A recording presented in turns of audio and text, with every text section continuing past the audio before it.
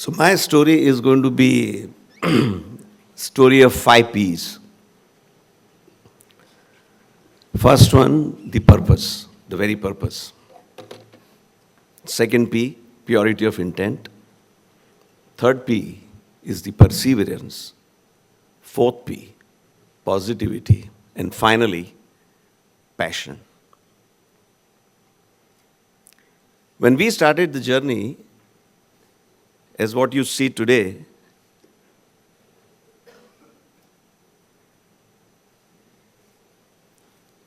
was something like this. A small, sleepy town, the population of around 12,000 people, arid zone, marshy land. And the actual story had nothing to do with ports. We started our journey thinking that we are going to establish one of the largest salt work. And why am I telling you this? Because I see a lot of young people, and they would be thinking that, when the large projects like this happen, there must be a great vision behind it, fantastic thinking process behind it. Many times it is not true. Things just start and then it just takes, as we call it, as destiny. The salt work project that we had thought required 15,000 acres of land for creating 1 million ton of salt to make it commercially viable. So we identified Mundra, a place in India, a small little town, which had all the geographical and environmental conditions to put up that kind of salt work.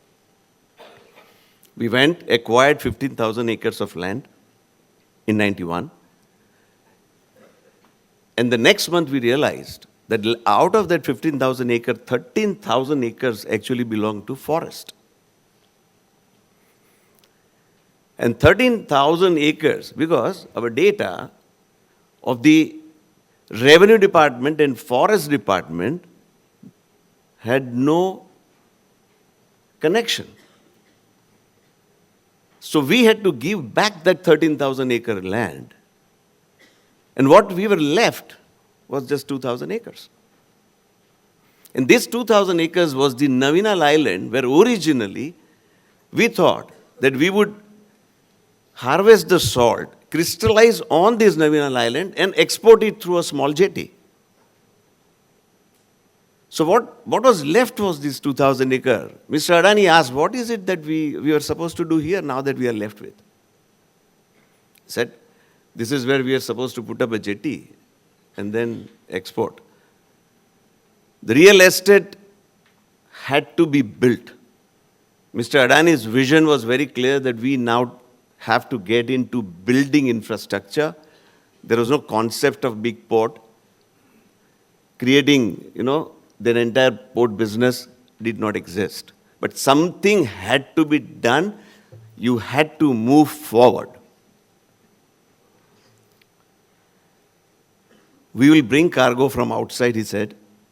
We'll actually bring salt from all over the place in Kutch, but we will build jetty, a captive jetty. We built that captive jetty. We started our journey. As they say, in around 1995, Gujarat government came out with the port policy and said that the government will now create 10 different locations in the coast of Gujarat, and we will have the coastal-led economy for state. We were already working in Mundra. They had a lot of data because we were there, and obviously Mundra came as one of the ports to be developed out of those 10 ports. This port was supposed to be developed with government in joint venture. We got in, 26% government, rest of Adani. And that's the time when we actually started realizing that we had the potential to become the port company. The reason for me to share little story is that the third P that I was talking about, which is perseverance. And that's the key. And that's the key for obviously doing everything. But when we talk about, say, when Suren told me to speak on large infrastructure projects for the country, I thought, from the engineering perspective, certainly we will progress. But the entrepreneurial mindset and having that perseverance, as what Satyaki said, to build the world-class infrastructure in the sector that we choose to be in is the key thing that we have to actually have, that spirit today. Sometimes I feel, as an average Indian, we lack it. And some of these examples actually start instilling and puts it into our DNA, which is really the actual necessity for the country to really become a developed country. That's where the story began. If you look at now, is the same asset, the same location, looks like this. Something having already 26 births from nothing. If you look at these numbers, I'll keep talking about it. What it means that it has given the opportunity from a sleepy town to become an urbanized place, whereby, to my surprise, there is a traffic jam in a place called 𝗔𝗱𝗆 as part of Mundra. And that's something very good to see, where you see the overall development actually giving, can you imagine, in just the journey of last 20 years, to become India's #1 port, surpassing old ports like Kandla who have been there for years together. How is this going to look when we see 2050? Starting from nowhere, we are going to build 153 jetties in one single location. What does it mean? It means that it will eventually handle, in spite of Indian growth that we are talking about, 30% cargo of all India. And it only shows the power of imagination, power of grit, power of continuity. And once you decide, all the natural forces as well as the infrastructure forces, be it government or private, will start actually getting accumulated. That is what has happened in Mundra. When we started, there was no rail connectivity, there was no road connectivity, there was no water, there was no power. And all of us can imagine being in Gujarat, a Kutch zone which was the most backward zone. And today, it is one of the fastest growing area in Gujarat. The most important thing for the port sector is the connectivity, because the capacity of port is dependent on the cargo that you are receiving and the cargo that you are able to evacuate. And the evacuation for the port absolutely depends on the railway, even more than road. So when we went there, there was no railway line. The most important thing was to build that to the national network. The nearest railway line was in Adipur, near Gandhidham, which was almost 72 kilometers away. Now imagine, as a private sector player, to build railway line on our own, starting from acquiring the land, thousands of survey numbers of the private and the government that we had to acquire. With the acquisition, build those bridges in between, take hundreds of clearances from government and other local authorities, deal with the local agencies, local people, local NGOs, local mafias, if I may use it. This is what that one had to go through. And then to do this construction, completing in less than 2.5 years, to connect to port, because if that was not there, commercially we would have been dead. So many times we say that, and we shift the responsibility, typically in infrastructure projects, to the government, that this is what they are supposed to do. And what we have seen as part of the group and the DNA that got into the group by Mr. Adani, that you do not worry about what government is supposed to do. Start taking charge on your own. whatever is required to make it successful, you believe it's your responsibility. And this is a classic example, could be probably in Indian infrastructure, surely, but if you look at it internationally, to build 72 kilometers of line, starting from absolute scratch of land acquisition to complete and commission in 2 years, must be some kind of world record. Because it was the necessity for our survival. It's not something that it was really probably, we when we got into it, realized. But as we realized that, how am I going to survive? It's actually, we gave us the very different and innovative way of working over there, whereby everything was going parallel.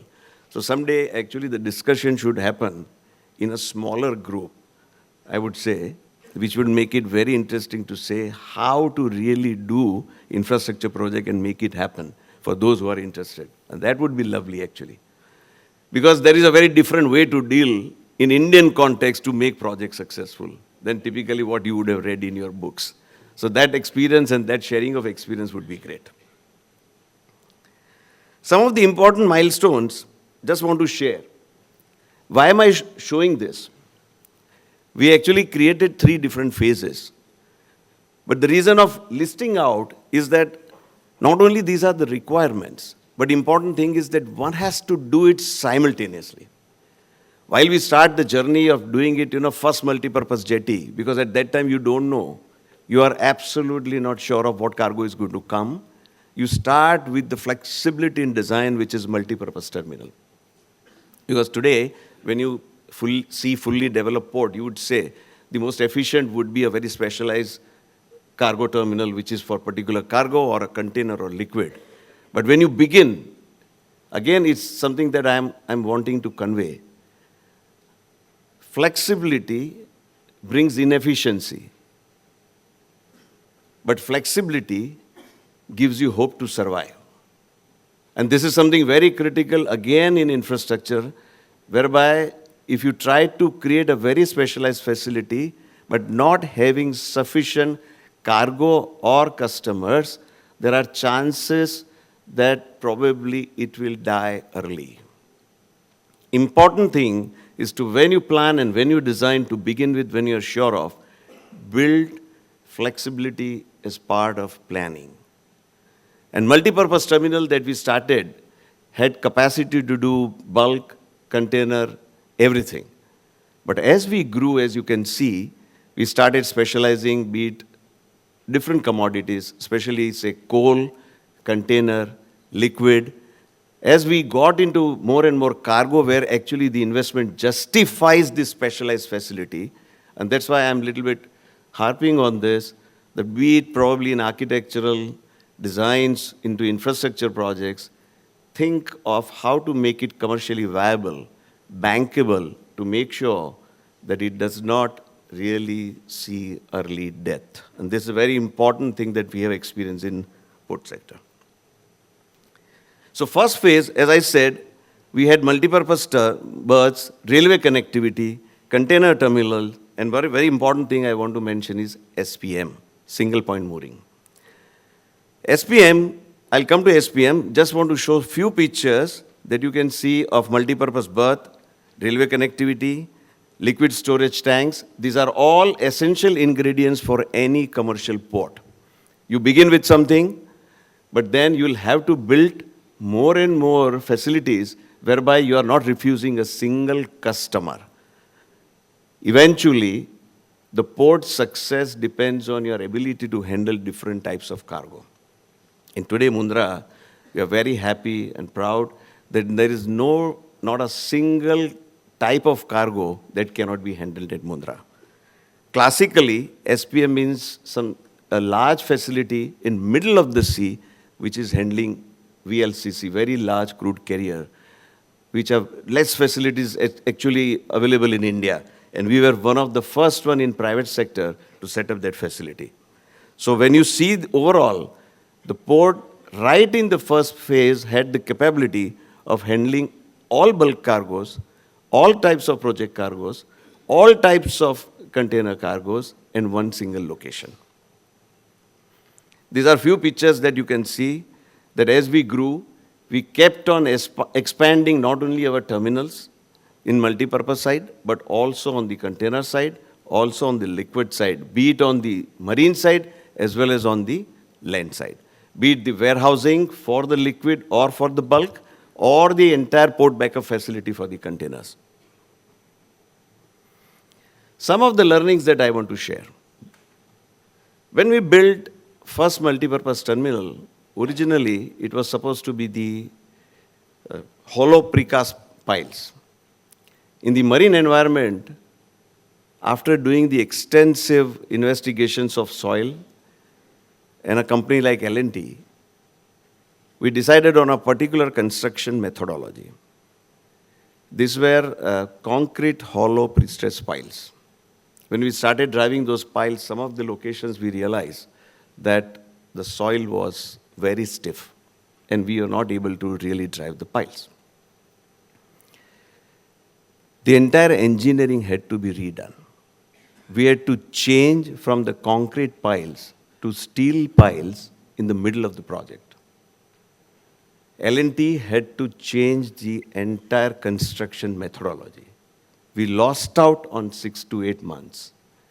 We brought in a separate, very specialized barge to drive the steel piles in the middle of the sea.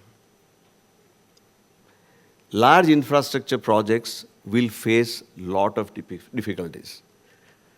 It's again the perseverance, finding the solutions, looking at the conditions at that point of time, changing your way of looking at things, rather than at that point of time blaming the stakeholders. Find the solution, go ahead with it. We lost out on 6 to 8 months, finally changed it to the steel piles, finished the project in 1998. Loss of 8 months definitely was extremely costly for us at that point of time. We were in initial phase. But I remember one of the meetings when L&T, at that point of time, when they put the claim because of the delays of the project, and the contract was EPC, so it was not our responsibility. As the project director, I refused to pay. Finally, they approached Gautam Bhai and said, contractually, your company is right, but because of what has happened, we have lost substantial amount. And I was very firm that there is no need to pay. The meeting happened. Gautam Bhai was in the meeting, understood the issue. He not only told me to pay, he told me to pay the interest on the delay that I had caused to L&T for the payment.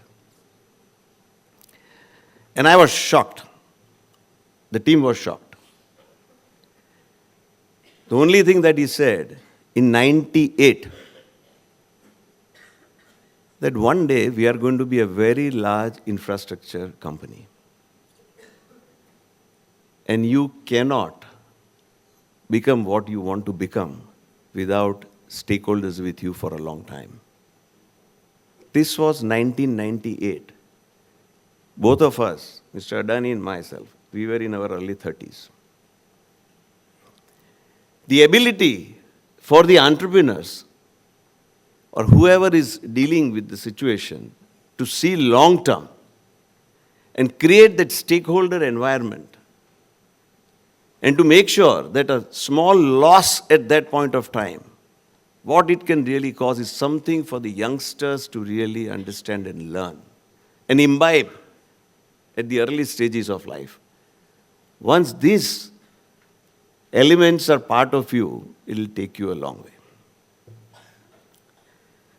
We also built, we were very courageous. We also built, today the contractors do not have, but we as a client have our jack-up barges, which are used in the marine construction. These examples I am sharing is because the mindsets have to be open. The contractors typically would look at their commercial viability. But the large infra players They are not contractors. They are the developers. We'll have to support their contractors, which they are not going to invest. You create those equipments, you create that infrastructure, which is going to substantially support your contractors to take the risk and create that ability within them to be able to deliver those projects time and again. So these are some of the learnings that we had, and we had the organization culture to support. As I'll just quickly show you, same thing happened actually in dredging as well. The journey continued. Right up to 2005, we kept on building. Some example that I want to show you. We did dredging in Mundra. By volume, it is 300 million cubic meter. If you look at on top, all of us know what 𝗠𝗵𝗱𝗶𝗃𝗀𝗽, all of us know about it. That what picture that you see has 94 million cubic meter, and Mundra has done 300 plus million cubic meter as on date. Nobody knows about it. This is what Indian company, local company with own dredgers. Till this, we started this journey, it was all foreign companies, typically European companies had the monopoly in dredging. They would charge 10x of what actual the cost would be. When we realized this, we said, why can't we have, and people laughed at us, that you're talking about being a dredging company, you're doing dredging yourself? Do you understand? It's a monopoly. We bought one cutter suction dredger. We continued our journey. Today, we have more than 20 capital dredgers. We have highest capacity to dredge in this country, including government companies. And that's why all the projects that we are building, we do it ourselves at probably 1/3 cost and in the fastest speed because we control the entire activity. Ports cannot be without dredging and reclamation. What is the message? The essential ingredient that is required for large infrastructure must be controlled by the developer and contractor themselves rather than depending on outsiders. If you want to finish why people say that in Adani, the projects are done, they have really mastered the project execution, they take the risk. Why do they say? It's nothing else. It's because we control the ingredients that is required to deliver those projects. This is SPM. No private sector company till date had done SPM on their own. It requires submarine pipelines. You have a floating, as you see the equipment, which is 10 kilometers away. You make sure, and a drop of oil coming out of it, you have finished the project because environmentally nobody will allow you. So to execute those projects was not easy. To save money, there is one more thing I want to share. To save money, we went to the extent of buying steel, bending them, putting concrete pipelines separately, bringing the laying bars from outside, put cathodic protection to make sure that corrosion does not happen as a separate. While people would do it one single EPC contract, I had at that point of time 25 different subcontractors being managed by ourselves. And at that point of time to save 100 crore rupees. Point is, value for money. At that point of time, if you do not go in that mindset to say every penny that I save for my company is something that is going to be put into creating that infrastructure which is nothing but the assets for the nation. And that is what actually at every stage of life that has happened in Adani, whereby we keep engaging ourselves not only in new learning, but investing into different aspects of project execution, controlling every parameter. When we did that VLCC, we were very happy. Only to realize later on, now, that why we did not build the jetty itself, whereby we will have no limitation in terms of handling. These are some learnings. At one point of time in your life, you feel you have done a great job. But when you see the context later on, the technology improves and your confidence improves. From SPM, now we have built VLCC handling jetties, where the ships can large vessels can directly come on jetty. We don't need SPMs. These are the kind of, I wouldn't say mistakes, these are kind of progressive learning that one has to keep in mind. And I'm very happy to share the kind of troubles that we had or mistakes we did, because surely we want youngsters to believe in one simple thing: please do not stop. Then the second phase of development, I don't want to get into the detail. Airstrip got developed, RoRo facility, all container coal terminals, second railway line. It went on and on. We never stopped, and we continued our journey. The airstrip, the first airstrip that was created, obviously the financial guys were really after me, that why do we need it? The only thing I said, if you put the airstrip, and if 𝗁𝗏𝗆 starts coming faster, because otherwise he has to travel 6 hours, 7 hours, he will come probably once in 3 months. But even he starts coming once in a month, the project is going to be delivered early by 1 year. Your entire financing, what you're talking about airstrip, is gone. So facilitating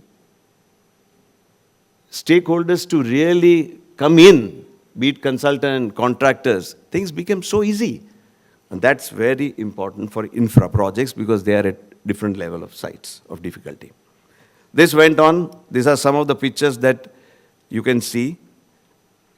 Very large development happened. RoRo terminal, I don't know how many of you are aware of it, but Mundra is the largest exporter of cars. Today, Maruti and all other automobile, they export their cars from Mundra. This is one interesting example I want to share. When we started developing the Westport, we started like the way we had earlier started, having one multi-purpose jetty. Just to realize, and I have Vinay Singhal who's sitting here, who was part of team. And probably he thought about it, that why are we doing jetty? Why can't we create entire basin? Rather than 1 jetty, 2 jetties, 3 jetties, we came up with the concept with the basin, because by then we had realized that we had beautiful material available in terms of quality of sand to reclaim. And if we do that, we were actually manufacturing land as port backup area, and along with that we were creating berths. And these were the learnings. Obviously, as I said, the first terminal when we built at that time, obviously we did not have the capacity, and we did not have the surety of cargo. But by the time this phase started, we knew that, as what Satyaki was saying, that in India, you build and it is going to be consumed. And we realized that at that point of time, that if we build infrastructure, cargo will follow. But that confidence was fantastic, as we saw. And then we created the entire basin through our own development. Then, of course, there was no stopping. I just don't want to bore you, just want to show you some of the pictures that how it really grew, including large liquid terminal, LPG, cryogenic tank terminal. There's some unbelievable. And then you see this pipe conveyors connecting to the manufacturing site. So every type of development happened in Mundra. Once, the infra seed is put, automatically it becomes the catalyst for everything else. Not only infra, but now Mundra has become the hub for manufacturing. Obviously, one has to move on. We have to transform ourselves from the traditional port way of working. Now Mundra is on its own way to become fully automated terminal. Earlier what you saw, that hundreds of people working in port. Now when you go to Mundra, you will see entire container terminal operated without a single man.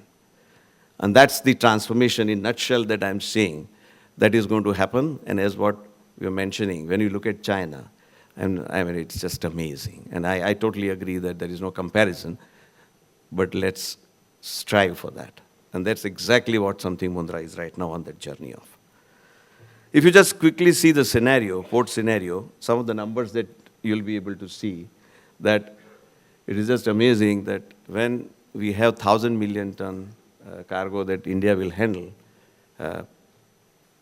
APSEZ as a sector would be handling 30% of the Indian cargo. And you look at some numbers, what we started our journey, where India was, when we started the journey, it was 200 million India, which is going to become 2,500 when we were at 0, and we will be at 1,000 million ton cargo handling. Today we are almost there at 500 million ton handling as far as India is concerned. You look at the spread of Adani Port, the little story that began in Mundra is today we are all over India. As you can see across the entire coastline of India, our presence is there and beautifully connected with our Adani Logistics operations, where we own our train operations, our own train and entire logistics network. If you see overall infrastructure, these numbers are staggering. Just this is something for you to consume. I don't want to bore. But what it only says is that total capacity of terminal is 633 million, which is going to be very unique. But if you look, if I compare with China, largest port would be, one port would be handling between 800 to 1,000 million tons. And today, and I think they have several of them, but today India hasn't even got one. And that's what we are striving, long way to go. Quickly to sum up, while we do what we do, I would request, especially the youngsters, that like everyone, in a young age, every entrepreneur that you see today, you think of large stories, of their success, but every one of you, it's very important to have fundamentals very clear. Some of the commandments that we should create, and what we saw in our life, in Mundra's life, in Adani's life, starting with vision, but important thing is hunger. Hunger for execution. Country requires execution. Implementation, and that hunger is most critical. People development, we don't focus. However, 1 or 2 or 3 people you have with you, working with you in your team as subordinates, focus on their training, on their development. System, processes, technology, the key for scaling up. Transparency in decision making. First is make decisions. You have to make decisions. You'll make mistakes, make decisions. But in transparency, where the people see you as a leader who's objective, who's very open and authentic. Meeting people halfway. We have a bigger issue in terms of egos. If this is something very simple thing that we learn, you come halfway, I come halfway, and solutions are always there. There is nothing that can't be solved. Remain informal. People think, that wearing shorts in the office is informality. Informality has to be here where there are no silos, right? So in terms of accessibility with your teams and being informal solves many problems. Learn to have the reality check. Don't believe even what you see. Go check it, follow it up, go down deeper. Very important. Data and AI, I don't need to talk about it. And most important, in my opinion, every person's journey, individual journey, is a personal journey. Personally, one has to evolve. Because when you are evolving, this is where you'll be able to contribute to the team. And as I said, finally, the 5 P's that I started with, I would always conclude with that.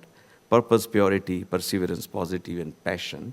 And when you follow these 5 P's, you finally get one last P, which is peace of mind. Thank you so much. Thank you.